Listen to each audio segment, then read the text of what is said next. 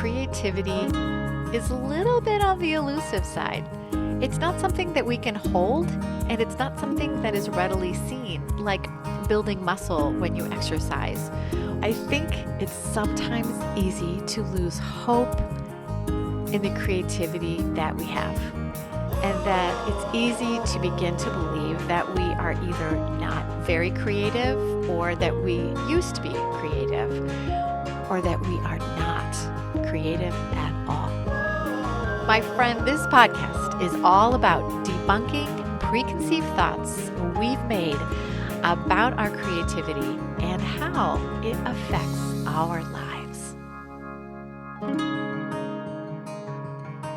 Hello, my creative friend. Welcome to the BDI Create Today podcast. This is a podcast where we'll uncover and discover the who, what, where, when, why, and how it means to be creative or have creativity. And together we'll explore the extraordinary impact creativity has on our lives, in our heart, mind, body, and soul. And if we haven't met yet, I'm Beth Buffington. I'm a licensed artist, digital illustration instructor, and a creative coach. But mostly, I'm someone who is curious about how creativity weaves its way into nearly every corner of our lives. So each week, we are going to look at one of the sparkly facets that make up the treasure that is creativity. So join me each week to hear random stories about how creativity impacts my days, and listen to evidence I've found that shows that science backs up the importance of creativity. And then you're going to meet some people who have some pretty cool stories to share about their own unique creativity. So my hope is that you'll find new creative knowledge, or you'll feel more confident about what you already knew about creativity. And then you'll start to add more creative experiences to your day to make yourself a happier, healthier, and more confident creative. And if you're a creative with a business or a side hustle, you might just find yourself feeling a bit more successful. So for today, we are exploring this question: who is creative? And I can tell you with complete confidence that creativity is not a luxury that is limited to a gifted few. And it's not just a hobby to fill idle hours in a day. And would you believe creativity is a necessity? That when used consistently, it can help us stay mentally and physically happier and even healthier. And it can strengthen our brains, our decision-making processes, and it can help us through times of grieving, stress, and trauma. Now, I want you to think about yourself for a moment, and your friends and your family and your acquaintances, and think, have you ever heard someone you know, or have you ever said, well, I'm not creative, or, well, I'm no artist, but? We need to allow ourselves to see the creativity in ourselves and see it in others. Creativity is there, and it's important that it is seen. In our world today, we are badly in need of more compassion and understanding, more acts of kindness. And I think it will help a lot if we can rethink our thoughts about creativity and who has the right to be creative. So let's get started rethinking our thoughts about creativity. To do this, let's start by backing up a moment and think about children. You know, kids, they know they are creative and they're not afraid to express it. Children love art and are confident when they're painting and drawing, and they are quite happy telling the story of what they've created to whomever will listen. And they are proud of their work and their creativity. Here's an example. Last week, I spent a day with my grandson, Will. He is 6. And he was showing me a painted clay medallion that was strung with a string of yarn so he could wear it around his neck. Now, he had worn this medallion to my house the week before so he could show me what he had made, and he wanted to show his grandpa too. And the day I was at his house, that medallion was still being worn by and admired by Will and his little brother Sam. So while I was at his house that day, I asked Will to tell me about how he made the medallion. And he started off like this. Well, first, Grandma. And then he proceeded to tell me every single step of the process it took to make the medallion. He carefully explained what the teacher said, what he did, what the teacher said next, what happened next. He told me everything about what he did, how he made it, and how he made it so good, and how it turned out so well, and how really proud of his medallion he was. We talked about this medallion for a long time, and it was fun to hear him so excited about what he had done in class, and also be confident and happy about this medallion that he made. Now, in all my grandchildren, I see this. It's exciting to see the creativity that is naturally inside them. But here's the sad thing. As children grow, creativity does not grow with them. It tends to fade. And it breaks my heart to think that the Will I know now, who is in kindergarten this year, that by the time he gets into fourth grade, sixth grade, eighth grade, that this creativity that is so innate in him right now, it's going to have to fight to stay in the front seat with him. And that's because the societal norms of our world, sadly, slowly strips children of their creative confidence. So now let's take a look at ourselves for a moment and think about your own childhood and your creativity that you had when you were little. Here's just a couple stories from my childhood. When I was in grade school, during the summer, there weren't any video games or internet or smartphones to play with, and daytime TV was not always my thing.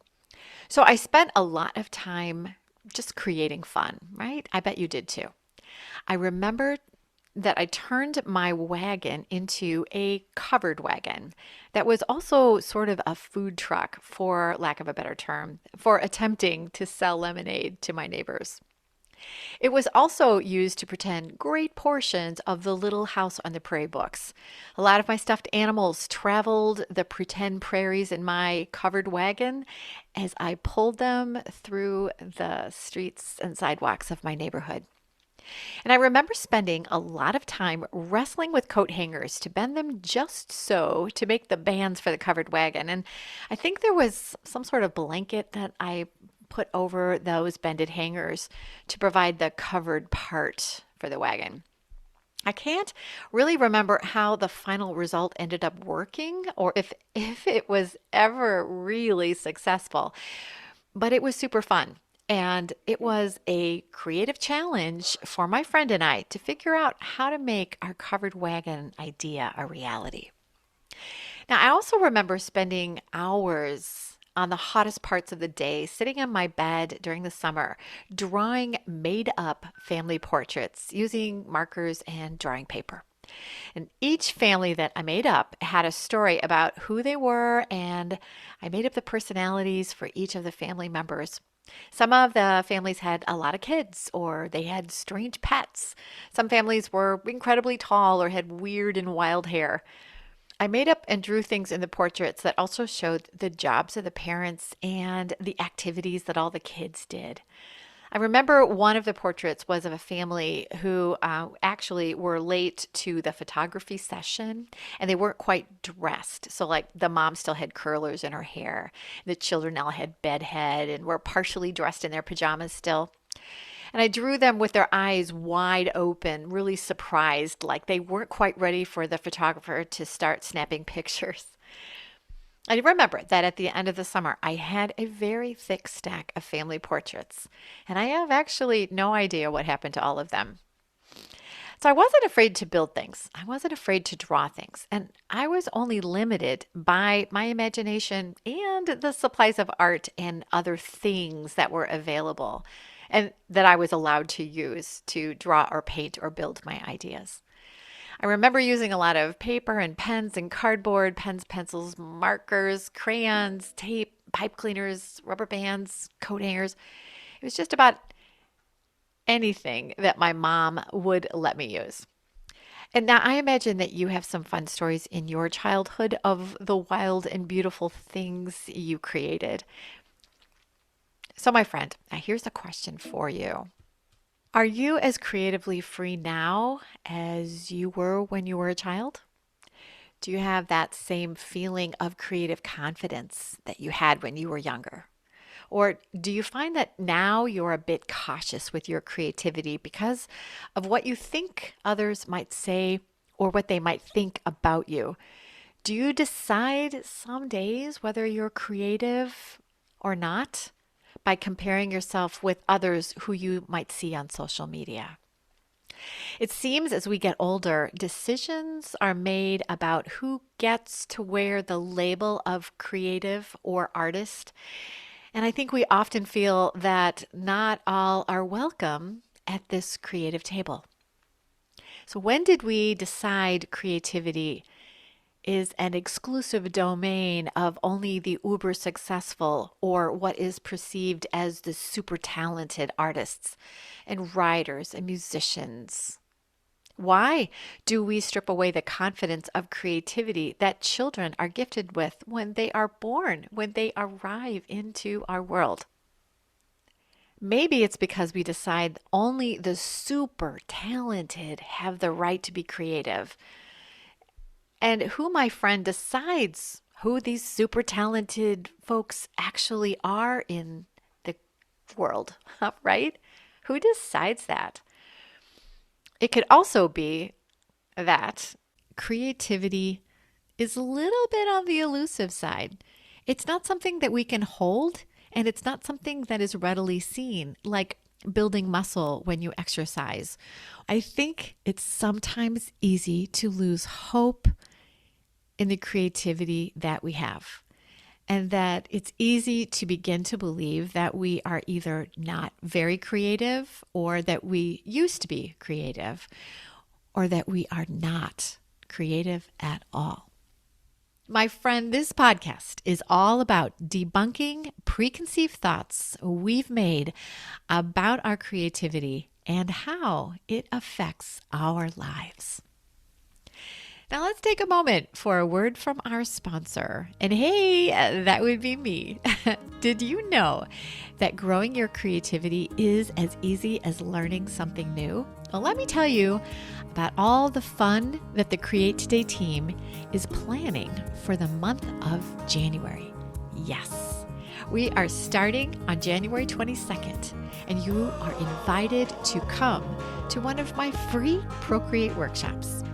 My workshops are carefully designed to introduce you to some fun Procreate brushes and techniques to create a super lovely illustration. This winter, there will be 2 different workshops. There's a date and time perfect for you. I can't wait to see you at my workshops, and then sign up for some deeper exploration with the Winter 24 class of my online course, Learn the Art of Procreate. This course will teach you everything you need to know from the foundation up to creating your unique art on your iPad. You're going to learn at your own pace when you have time, and I will always be there to cheer you on. Ready to increase your creativity? Hop onto my email list. All you need to do is go to www.bdi-create.today. That's www.bdi-create.today.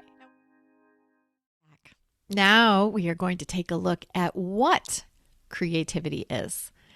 Now, I think most people, they're familiar with the metaphor of creativity being a flame. So let's examine that metaphor. Creativity is very much like a flame that flickers within each of us. But we all know that a single puff of wind can blow out a candle, and that pouring water on even a roaring fire can douse the flames. And we all know that fanning a fire or adding an accelerant will increase the flame and its heat.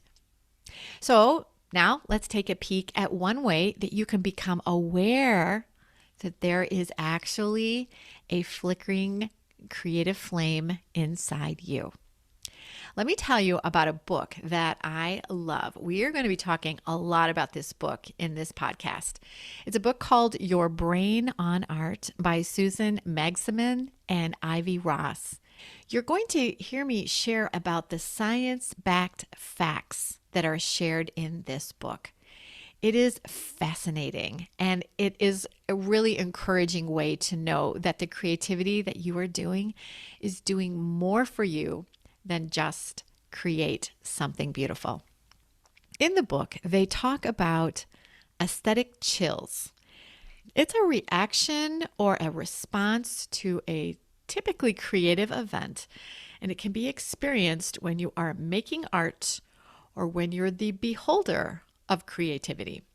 Now, Wikipedia gives the definition for aesthetic chill as a psychophysiological response to rewarding stimuli, including music, films, stories, people, photos, and rituals, that often induces a pleasurable or otherwise positively balanced affective state and is accompanied by skin tingling or chills, sometimes along with goosebumps and pupil dilation. So I was curious when I read this and I learned about aesthetic chills.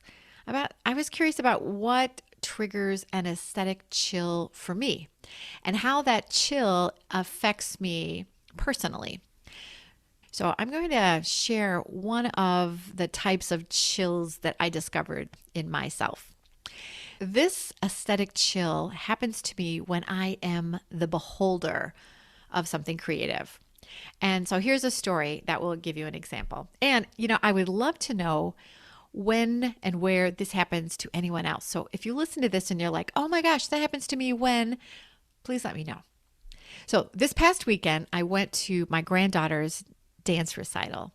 My granddaughters are 4 and 6, so you can just imagine the sparkly cuteness I was witnessing on that stage. But while I was watching my granddaughter run and leap about the stage, I got what I have decided was an aesthetic chill. And here's what happens. It starts as just like a swell of contentment in my chest. I think we all can understand what that means. Let me know if you don't. But it's just like a feeling of well-being, and it actually feels like there's a warmness or swelling right around my heart. Does that make sense? And then this feeling sort of travels upward, and I get a very sharp tingling in my nose. It's really sharp, just like when something bumps me hard on the nose. It doesn't really hurt, but boy, does it tingle. Does that make sense?